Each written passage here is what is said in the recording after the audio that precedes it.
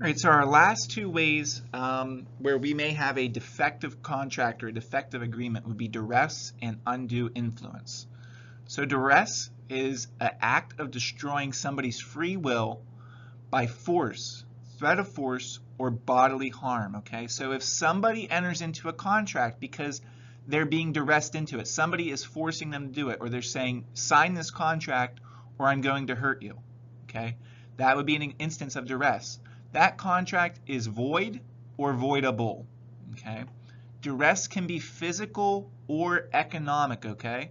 So physical is pretty straightforward. If somebody is threatening you physically to sign a contract or enter into an agreement, that's not okay, and that contract is either going to be void or voidable, meaning that the person that entered into it under duress could say, you know what, at the time that I agreed to this, I was being threatened with physical violence. I want no part of it. That would be voidable.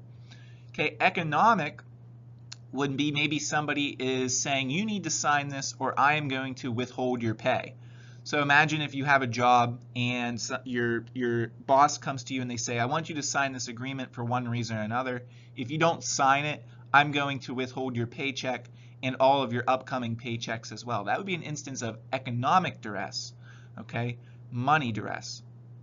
Okay, so both are viewed equally in the eyes of the law. They make contracts that are entered into under duress void or voidable.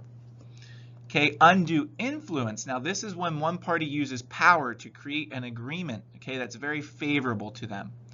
Okay, so in order for this to happen, the victim has to prove three things: that there was a caregiver type relationship, okay, there was a use of excess pressure by the caregiver, and that the contract heavily favors the caregiver.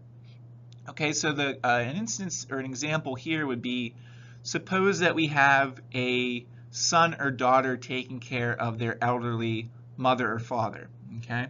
The elderly parent really can't take care of themselves, so they're relying on their child to take care of them in their later years.